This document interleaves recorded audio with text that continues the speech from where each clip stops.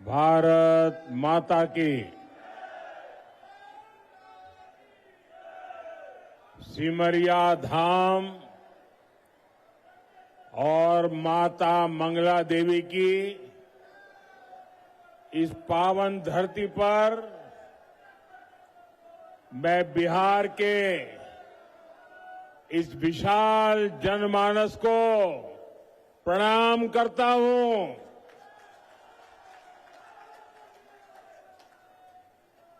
हम तोहरा सबका प्रणाम करे छियो। की हालचाल छो? बेगूसराय की इस धरती से मैं राष्ट्र कवि रामधारी सिंह दिनकर जी को नमन करता हूं। मैं बिहार केसरी श्री कृष्ण सिंह श्री बाबूजी को भी आदरपूर्वक प्रणाम करता हूं। साथियों, मेरा सौभाग्य है कि छठ महापर्व की इस शुभ बेला में आप सभी परिवारजनों के बीच आप सबके दर्शन करने का अवसर मिला है। मेरी कामना है कि छठी मैया का आशीर्वाद बिहार पर, हम सभी पर इसी तरह बना रहे। साथियों, जब छठी मैया की पूजा की बात आती है तो शारदा सिन्हा जी को याद करना स्वाभाविक है। और शारदा जी तो बेगूसराय की बहू थी। हमारी सरकार को उन्हें पहले पद्म भूषण और इस वर्ष पद्म विभूषण से सम्मानित करने का अवसर मिला। शारदा सिन्हा जी अब हमारे बीच नहीं है, लेकिन उनके अमर गीत हमेशा गूंजते रहेंगे। मैं शारदा सिन्हा जी को विनम्र श्रद्धांजलि अर्पित करता हूं। साथियों, आज बेगूसराय की ये धरती एक नए उत्साह से भरी हुई है। यहां नौजवानों का जोश है, बहनों बेटियों का भरपूर आशीर्वाद है। ये सिर्फ जनसभा नहीं है, ये बिहार के सपनों का, नए संकल्पों का मेला है, मेला। और इस जनसभा का पूरे बिहार को संदेश है, फिर एक बार एनडीए सरकार, फिर एक बार, फिर एक बार, फिर एक बार, फिर एक बार सुशासन की सरकार। साथियों, आपने हमेशा मोदी पर भरोसा किया है, नीतीश जी पर आशीर्वाद बरसाया है। एनडीए के लिए आपका यही प्यार, आपका अटल विश्वास अब विकास को विकास के नए दौर की तरफ ले जा रहा है। कोई कल्पना कर सकता है कि अभी दिवाली को गए 2 दिन हुए हैं और छठ मैया का बहुत बड़ा त्योहार कल शुरू हो रहा है, और इस बीच मैं लाखों माताओं बहनों को यहां देख रहा हूं। ये अपने आप में मेरे लिए तो एक बहुत बड़ा सुखद आश्चर्य है।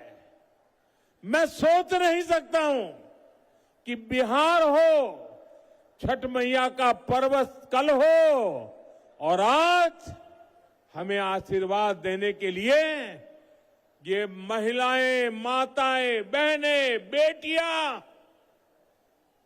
जहां मेरी नजर जा रही है, माताएं, बहनें मैं देख रहा हूं। आप हमें आशीर्वाद देने आए हैं, ये हमारी बहुत बड़ी शक्ति है।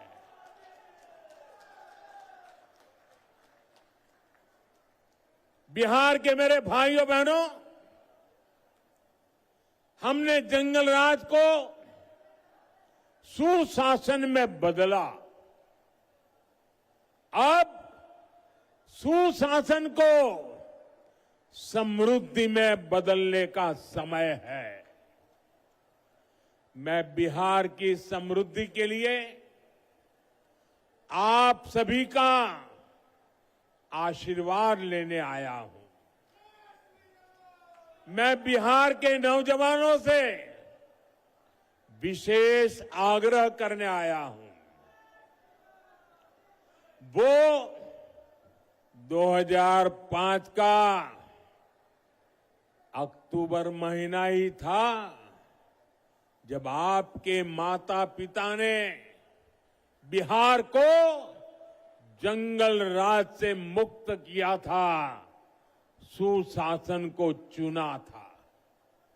अब 2025 का ये अक्टूबर और नवंबर आपके लिए नए अवसर भी और एक बड़ी जिम्मेवारी लेकर आया है।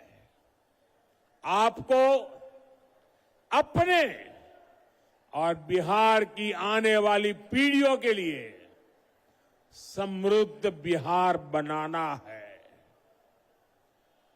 आपको अपने एक वोट की ताकत समझनी है। आपके एक वोट से ही बिहार की समृद्धि तय होगी। विकसित भारत बनाने का संकल्प मजबूत होगा। साथियों, जब से बिहार चुनाव की घोषणा हुई है, तब से हम एक चीज साफ साफ देख रहे हैं। एक तरफ एनडीए है, नीतीश जी, मांझी जी, उपेंद्र जी, चिराग पासवान जी, ये सूझबूझ से भरा हुआ नेतृत्व है। इसको भाजपा की हमारी टीम, दिलीप जी, सम्राट चौधरी जी, विजय सिन्हा जी से और मजबूती मिलती है। वहीं दूसरी तरफ लाठियां भाज रहा महागठबंधन है। ये लोग कैमरे पर आकर कुछ भी बोले, लेकिन पीठ पीछे एक दूसरे की खाल खींच रहे हैं। इस महागठबंधन में, महागठबंधन में अटक दल है, लटक दल है, भटक दल है, झटक दल है और पटक दल है। आरजेडी बीते 2 दशक में कोई चुनाव नहीं जीती, लेकिन अपने अहंकार में अटकी हुई है। इसी अहंकार में इन्होंने जेएमएम को झटक दिया। कांग्रेस 35 साल से बिहार में आरजेडी की पिछलग्गू बनी हुई है। इस बार आरजेडी ने उसको फिर पटक दिया। इन लोगों ने वीआईपी को भी भटका दिया। जो लेप के दल है उनको लटका दिया। साथियों, जब स्वार्थ हावी होता है, लूट खसूट ही लक्ष्य होता है, तो वही होता है जो आरजेडी कांग्रेस वाले कर रहे हैं। ये लोग पहले टिकट बेचते हैं, फिर घोटाले करते हैं। आप देखिए तो सही, एक आरजेडी का परिवार है जो बिहार का सबसे भ्रष्ट परिवार है, और ज्यादातर लोग अदालत से जमानत पर निकल करके बाहर खड़े हैं। जमानत पर जीने के लिए मजबूर है। दूसरी तरफ कांग्रेस का एक परिवार है जो देश का सबसे भ्रष्ट परिवार है।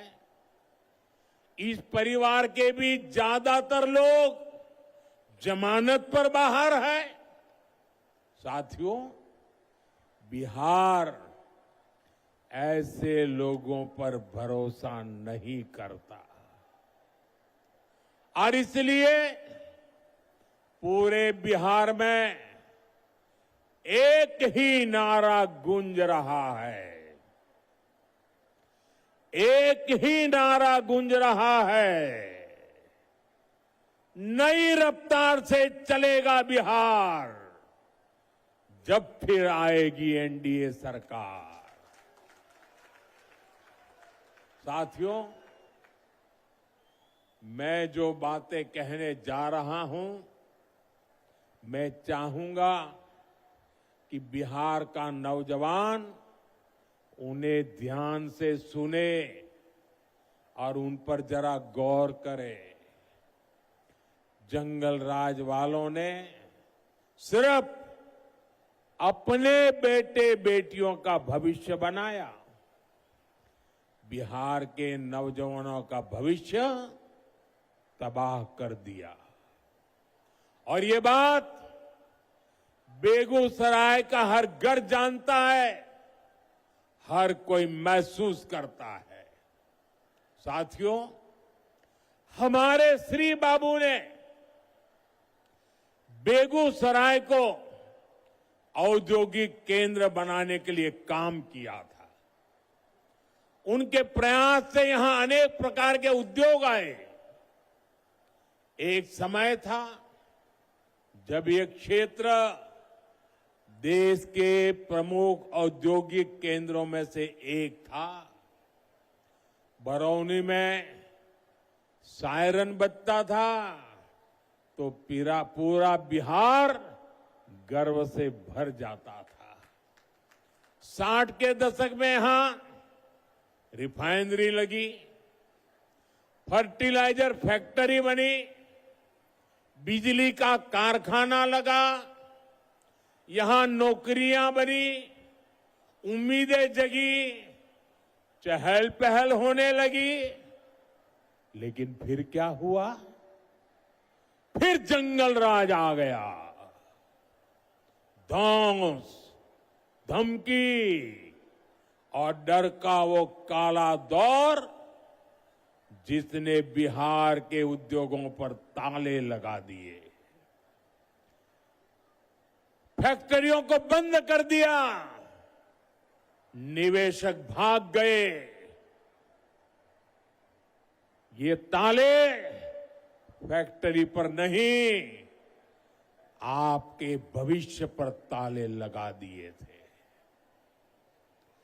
जंगल राज ने सिर्फ कुछ फैक्ट्रियां बंद नहीं की, बल्कि बिहार के नौजवानों के भविष्य को अधर में लटका दिया था। बरौनी, बेगूसराय को सदी पीछे धकेल दिया। जिस आरजेडी ने बिहार को पलायन का अभिशाप दिया, उसके नेता आज बड़ी बड़ी बातें करते हैं। साथियों, एनडीए सरकार के लिए विकास सबसे बड़ी प्राथमिकता है। हम जानते हैं कि जब औद्योगिकरण होगा तो नौकरियां भी आएगी। इसलिए हमने सबसे पहले बिहार को जंगल राज से मुक्त किया। जब बिहार में कानून का राज लौटा तो उद्योगों के लिए भी माहौल बना।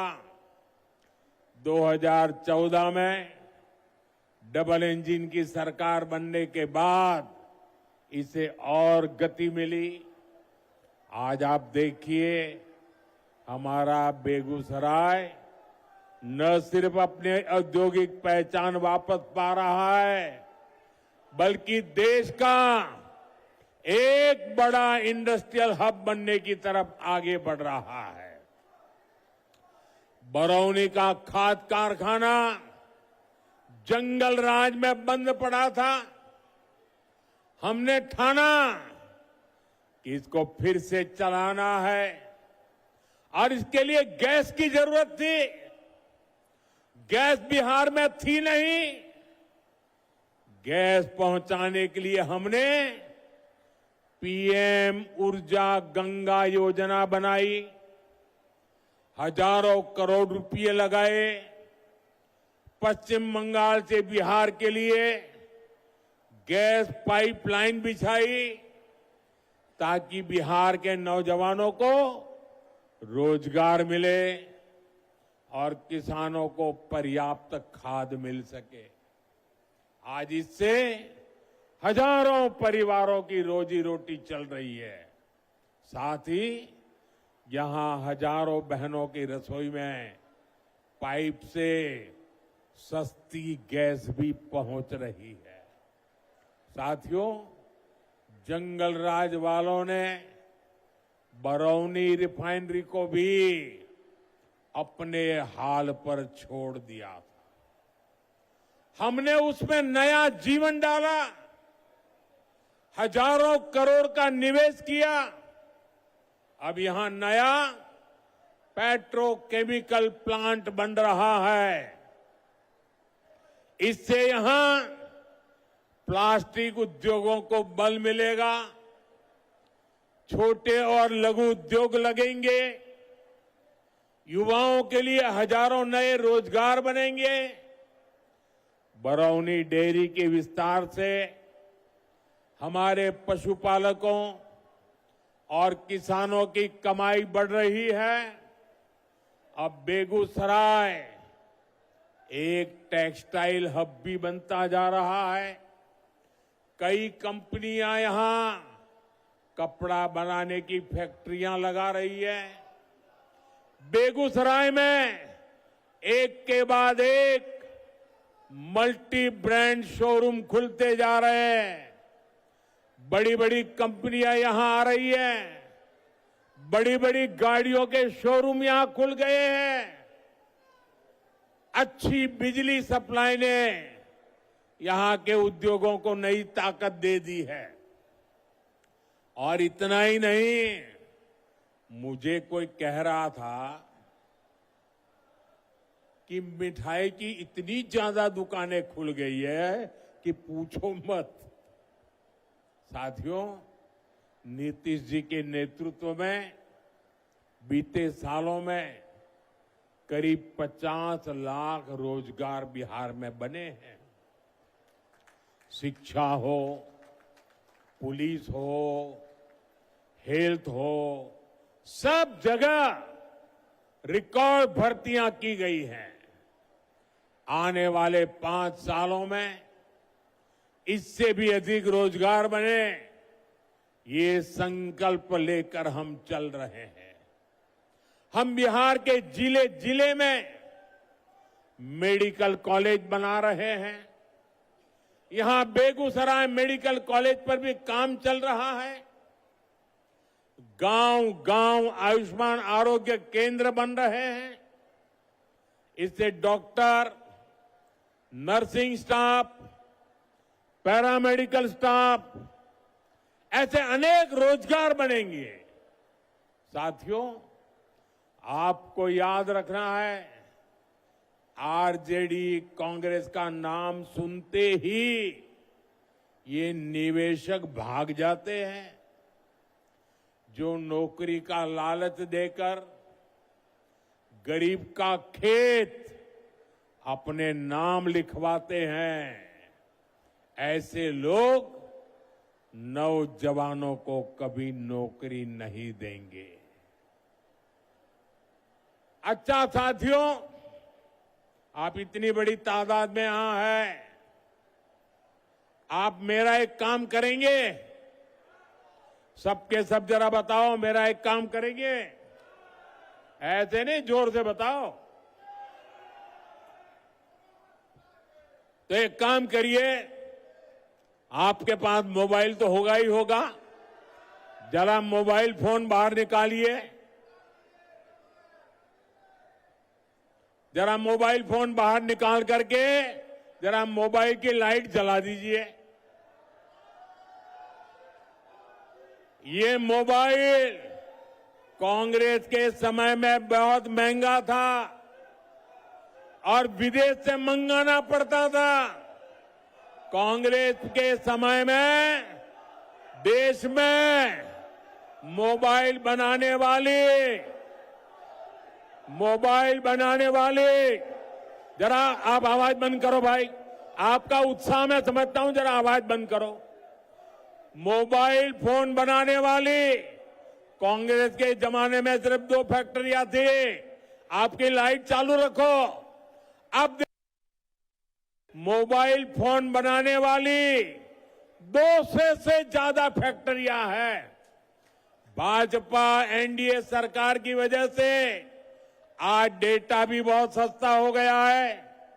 इस वजह से बिहार में युवाओं को कंटेंट क्रिएशन का नया मार्केट मिला है। आज बिहार में ये मोबाइल, ये प्रकाश हर कोई देख रहा है। अब मैं आपसे पूछना चाहता हूं, आप मुझे बताइए साथियों, बिहार के लोगों के हाथ में जब इतनी रोशनी चमक रही है तो बिहार के लोगों को लालटेन की जरूरत है क्या?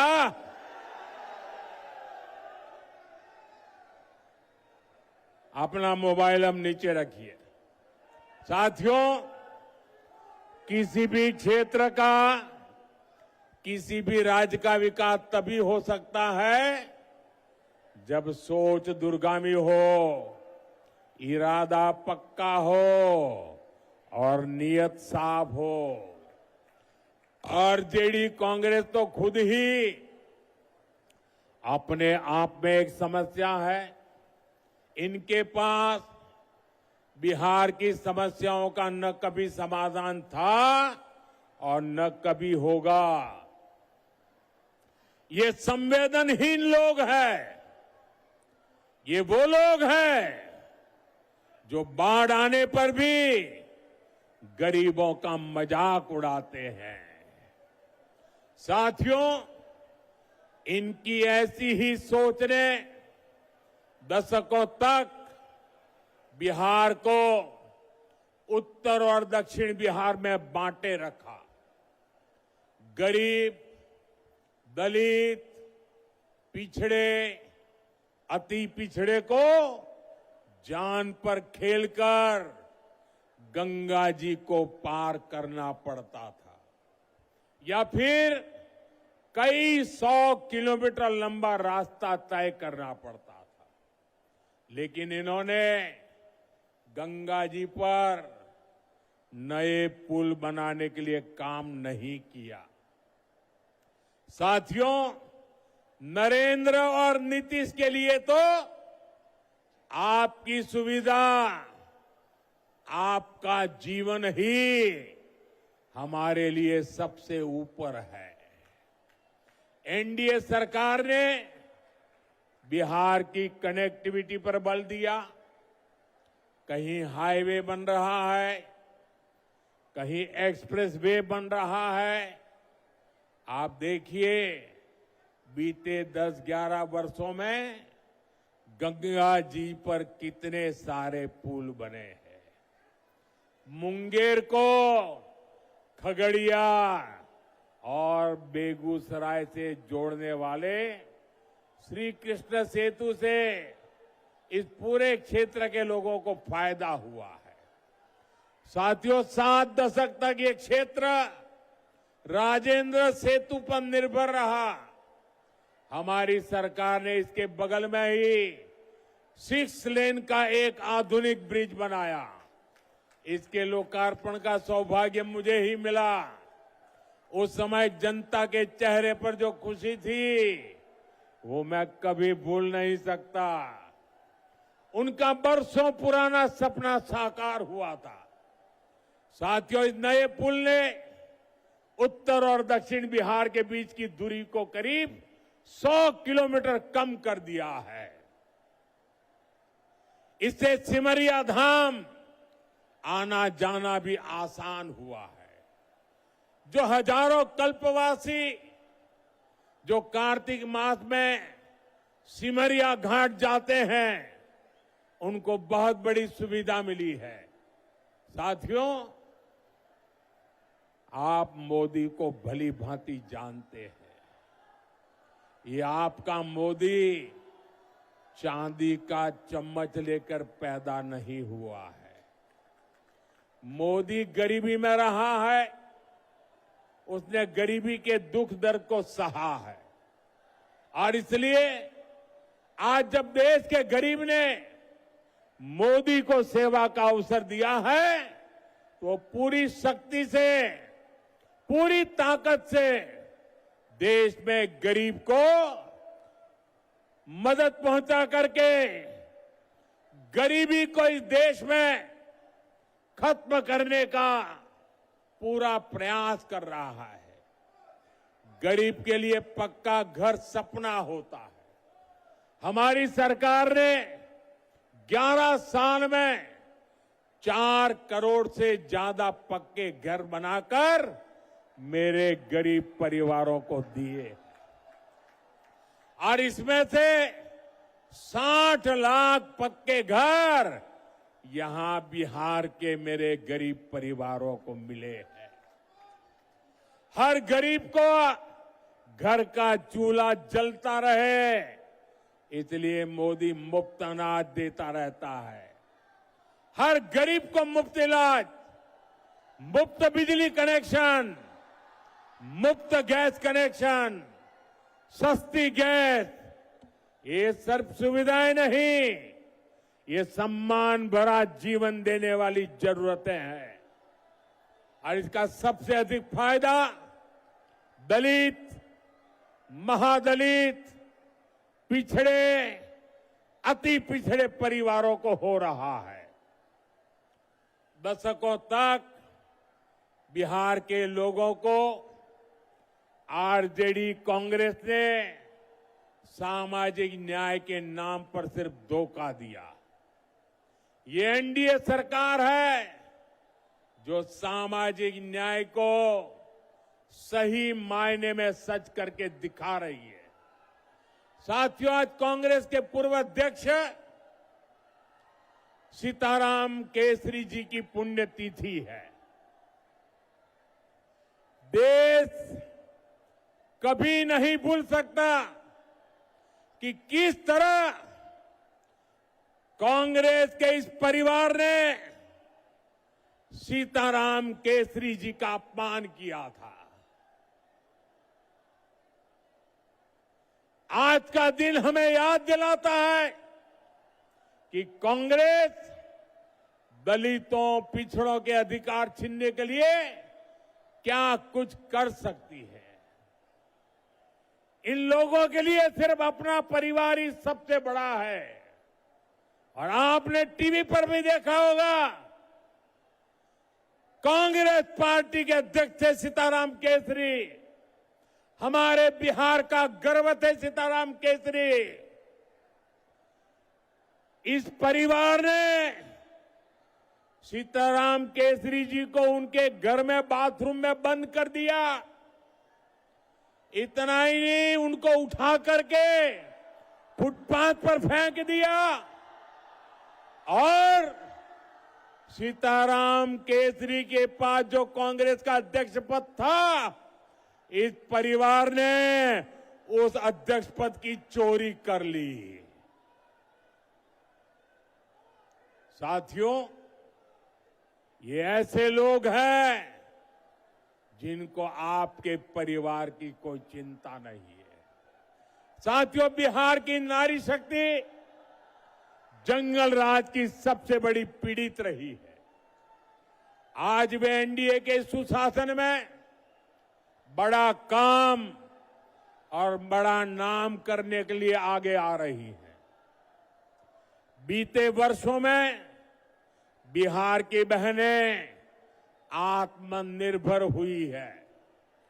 जीविका दीदी के रूप में गांवों में बहनें अपने पैरों पर खड़ी हुई है। मेरा लक्ष्य देश के गांवों में 3 करोड़ लखपति दीदी बनाने का है। इसमें बिहार की बहनें काफी शानदार काम कर रही है। साथियों, बिहार की एनडीए सरकार ने जो महिला रोजगार योजना शुरू की है, ये बहुत ही प्रशंसनीय काम हुआ है। 1 करोड़ 20 लाख से ज्यादा बहनों में से हर एक को रोजगार शुरू करने के लिए 10,000 रुपया देना बहुत बड़ा कदम है। बिहार की बहनें इसको खुले दिल से अपना भी रही है। इसलिए आप सभी को इन महिला विरोधी आरजेडी कांग्रेस वालों से बहुत सावधान रहना है। इनके लिए हर रास्ता बंद करना है। आपको याद रखना है, ये आरजेडी कांग्रेस वाले महिला रोजगार योजना पर भी ताला लगा सकते हैं। महिलाओं के अधिकार बात आई, इन लोगों ने पार्लियामेंट में सारे नियमों को तोड़ करके उस कानून के कागजों को छीन करके फाड़ दिया था। ऐसे महिला विरोधी लोग हैं। साथियों, आज हमारी सरकार की प्राथमिकता आपका खर्च कम करने और बचत बढ़ाने पर है। जीएसटी बचत उत्सव के पीछे भी यही सोच है। जीएसटी बहुत कम होने से बिहार के हर परिवार को बचत हो रही है। त्योहारों के इस मौसम में कोई नया टीवी ले रहा है, कोई नया पंखा, कोई नया फ्रिज ले रहा है, किसी ने नया स्कूटर लिया, नई बाइक ली। इसमें भी हजारों रुपए की बचत हो रही है। इससे हर परिवार को कुछ न कुछ बचत हुई है। साथियों, जीएसटी बचत उत्सव के दौरान अभी दिवाली में भी खरीद बिक्री के नए रिकॉर्ड बने हैं। देशवासियों ने बहुत उत्साह दिखाया है। इसमें भी बड़ी बात यह है कि लोगों ने स्वदेशी को चुना है। लोग गर्व से कहते हैं ये स्वदेशी है। एक रिपोर्ट बताती है कि देश में करीब 90% खरीदारी स्वदेशी चीजों की हुई है। यानी हमारे दुकानदारों ने स्वदेशी बेचा और देशवासियों ने देश का गौरव बढ़ाने के लिए स्वदेशी खरीदा। जब स्वदेशी बिकता है तो इसका फायदा हमारे किसानों, हमारे विश्वकर्मा साथियों, हमारे कारीगरों, हमारे बुनकरों को ही होता है। बिहार के लोगों को भी इसका बहुत लाभ हुआ है। यानी डबल इंजन सरकार, बचत और कमाई का डबल बेनिफिट बिहार के लोगों को दे रही है। साथियों, बेगूसराय में 6 नवंबर को मतदान होना है। 6 नवंबर याद रखना है। समय बहुत कम है। आप मेरा एक काम करेंगे, जरा जोर से बताइए, आप मेरा एक काम करेंगे? जरा हाथ ऊपर करके सबके सब लोग बताइए, मेरा एक काम करेंगे? देखिए, आपको घर घर जाना है। मोदी है आप मेरे लिए, तो मोदी बनकर आपको मेरी बात घर घर पहुंचानी है। एनडीए ने बिहार को नक्सलवाद से, माओवादी आतंक से मुक्त किया है।